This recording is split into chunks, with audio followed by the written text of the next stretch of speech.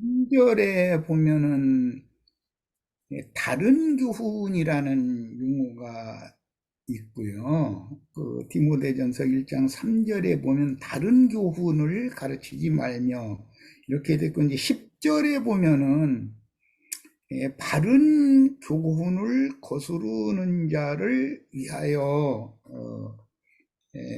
바울 형제님께서 그 참아들 된 디모데에게 이 서신을 보낸다. 너는 이 서신에 준해서 다른 교훈을 가르침 받는 사람들, 그런 사람들을 잘 경계하고 또 훈육도 하고 바른 교훈으로 잘 돌아오도록 사역을 잘 하기를 바란다. 그런 의도로 이제 보내신 서신이 디모데 전후서입니다. 그러니까 이제 그런 개념을 무슨 잘 이해를 하시기를 바라고, 여기 디모데를 바울 사도가 표현을 할 때 나의 참아들 된 디모데 이렇게 표현을 했어요. 그러면 우리 번역에 그냥 참아들이라고 이렇게만 했는데, 사생자라고 하는, 즉 아버지가 누군지 모르는 그런 자들과 의도적으로 지금 대비를 하는 그런 문법을 바울 형제님께서 자기 제자이며 영적 아들인 디모데에게 편지를 하고 있어요.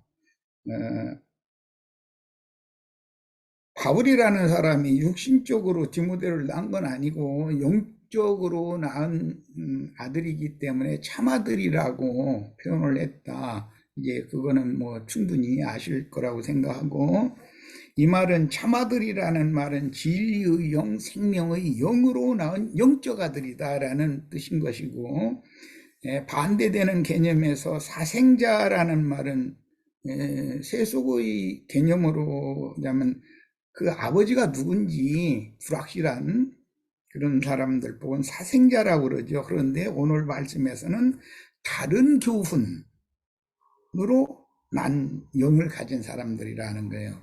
예,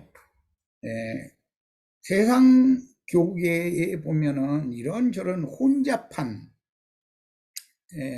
영의 말씀과 세상적인 그런 육의 말씀이 섞여 있는 그런 혼잡한 말씀씨로 나는 거듭났다 그러는데 그 사람들이 사생자인 것이죠. 그게 영적 아들인지 뱀의 그 씨, 거짓, 다른 교훈이라는 말은 그게 거짓 교훈이라는 뜻이고, 바른 교훈이라는 말은 진리의 교훈이라는 뜻이라 그것을 잘 이제 구분을 꼭 했으면 좋겠고, 자칭 유대인이라 하는 자들은 다 그들도 거듭났다고 그래요. 그런데 그들이 영이 거듭났는데, 그들도 영으로 났는데 바른 교훈이 아니라 다른 교훈, 즉 거짓 가르침으로 영이 났다는 말이거든요. 그러니까 그런 경우는 배나도 지옥 자식이 된다 이렇게 표현이 되어 있어요. 세상 사람들, 그냥 거듭남을 모르는 세상 사람들, 자연인들보다 배나도 지옥 자식이 되는 것이에요. 다른 교훈으로, 거짓 교훈으로 영이 나면은 이제 이것은 영적 영원한 심판, 영멸과 관계가 있어서, 바른 교훈으로 난 참아들은 영원한 생명의 세계를 유업으로 받는 축복이 임하기 때문에 그야말로 이제 만복을 받은 사람이 되는 것인데, 내가 서울 모임에서도 오늘 마침 영생이 이르는 열매를 보는 그 추수 말씀 이야기가 나와가지고 잠깐 언급을 하고 이 자리에 참여를 했는데, 하나님의 창조와 경영과 결말이라고 하는 세 가지는 참 인생사에서도 굉장히 중요하고 성경이 가장 중요하게 다루는 하나님의 경륜이에요. 하나님의 경륜을 이루는 것이 가장 중요한 것으로 오늘 말씀이 이제 됐는데, 모든 것보다도 하나님의 경륜이 이루어져야 된다는 거거든요. 그 하나님의 경륜이란 건 뭐냐? 창조와 창조 세계의 경영과 그 결말이거든요. 그것이 이제 하나님의 경륜인데, 나 자신에게 이걸 적용할 때는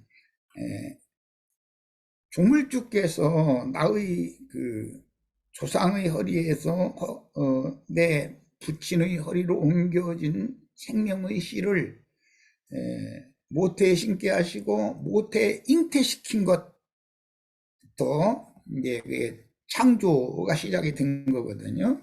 그래서 그렇게 잉태해 가지고 해산을 하면 세상에 출문이 됐는데, 그것을 이제 출생이라고 그래요. 그런데 출생이 되면 당연히 인생의 삶의 기간을 살아야 되잖아요. 각자가 자기에게 안배하신 이제 삶을 살게 되는데, 그것이 생육의 기간이고, 오늘 잠깐 소개를 듣기로는 우리 이만복 형제님은 태어난 이후에 지금까지의 삶이 우여곡절이 평탄한 인생을 살지는 못하신 것 같아요. 그런데 영의 세계에서 이것을 보면 이것이 오히려 만복을 받을 수 있는 아주 중요한 터가 닦여진 것이다 라고 나는 생각을 하고 있습니다. 그러니까 이런 말씀을 접하게 하는 것도 사실은 출생한 이후에 그의 삶이 다른 주위 사람들과 같지 않게 일반적이거나 평탄하고 아니라거나 이러지 못한 굴곡진 그런 인생을 살다 보면 사실은 사람의 그 신앙으로 입문하여 예수 그리스도 하나님의 사람으로 귀의하는 그런 기초가 되기 때문에 굉장히 중요하다고 생각을 하고요. 그 다음에 모든 인생은 반드시 죽음이라는 걸 맞게 돼요. 그러니까 창조와 경영과 창조 세계의 결말이라는 것은 이 세 가지는 꼭 온다는 거예요. 근데 개인적으로 보면 내가 출생해서 인생을 어떻게 살다가 죽음을 맞는다, 이제 그 말인데, 하나님은 시간이나 공간이나 때와 시기나 이런 걸 영원하신 분이기 때문에 우리 각 사람과 달리 하나님의 창조와 생육번성, 그 다음에 죽음의 세계라고 하는 이것을 한 바퀴로 이렇게, 아까 조금 전에 우리 홍영재가 그걸 바퀴 얘기를 한 소리부터 내 듣기 시작했는데, 이것을 순환시키는 것이 바퀴를 돌리는 것이거든요. 이게 시간이 있고 날짜가 있고 사시사계절이라는 것이 있고 매년 연한이라는 것이 있고, 이것이 반복해서 돌아가는 것이잖아요. 이제 그것이 하나님의 창조 질서이고 우주 경영인데, 하나님께는 시간이나 공간의 제한도 시작도 끝도 없는 영원한 분이시지만, 나라고 하는 한 인간은 하나님이 정한 어떤 때와 그 시기와 어떤 공간에 제한적으로 출생해서 그런 인생을 살다가 그렇게 마감을 이제 하게 마련인데, 이것은 하나님이 창조하신 창조 세계를 경영하시는, 즉 하나님이 오늘 경륜이라고 그랬는데 운영하시는 절대자의 절대 법칙이기 때문에, 인간은 영원하신 하나님의 절대 법칙을 그 누구도 거스르거나 하나님께 대항해서 주님이 왜 이렇게 향하십니까? 나를 부잣집 아들로 왕자로 태어나서 호의호식하고 행복하게 살다가 죽는 것도 후손들에게 많은 재물도 남겨주고 권력도 남겨주고 이렇게 하고 축복 가운데 죽도록 이렇게 배려해 주시지 않고, 태어나는 것부터 시작해서 나의 인생 전 과정이, 오늘날까지 과정이 그렇고, 죽는 것도 내가 원하는 것과 같은 죽음이 아닌 죽음으로 나를 예를 들어서 이렇게 나의 인생을 그렇게 바퀴를 굴러가게 하셨다면 인생의 수레바퀴를 왜 다른 사람과 같이 그렇게 굴러가게 하지 않고 이렇게 행하십니까? 라고 따질 수가 없어요. 하나님의 절대 주권의 문제이기 때문에 문제는 이제 이런 하나님의 경륜, 영원하신 하나님의 경륜 가운데 하나님이 정해놓은 때와 시기에 맞춰서 내가 어느 때 태어나서 어떤 삶을 살다가 어느 때 죽는데 그것은 하나님의 영원성에 비하면 한 점도 되지 않는 것이거든요. 아주 뭐 불가에서는 뭐 순간이다 그런데 이제 눈 깜짝할 그런 사이밖에 안 된다 이제 이런 표현도 하는데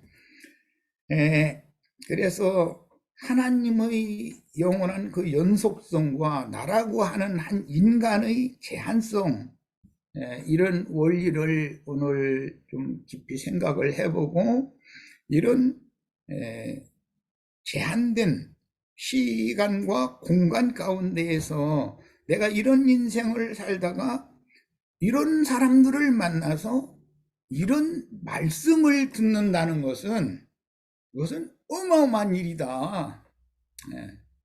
내가 지금까지 생각해오던 그런 세상을 보는 눈이나 종교 여러 집단 지금 조금 전에 여호와 증인에서 몇 년 이렇게 함께 하셨다고 그랬는데 물론 다른 누리도 만나셨을 수가 있죠.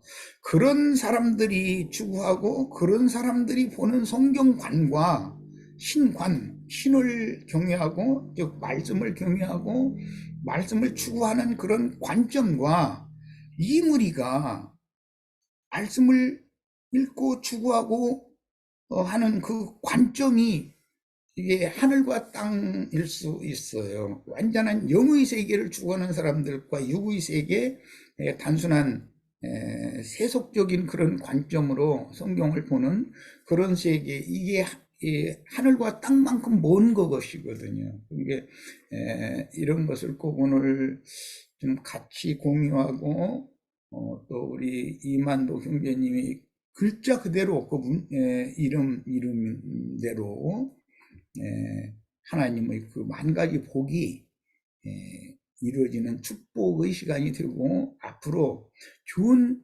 만남과 교제를 통해서 이 축복을 더 확대해서 영원하신 하나님과 내가 완전히 연합돼서 나도 영원의 세계, 영생하는 세계, 다시는 죽음이 없는 그 세계에 진입하고 그걸 누리는 그런 충만한 축복이 임하기를 바랍니다. 네. 네. 네.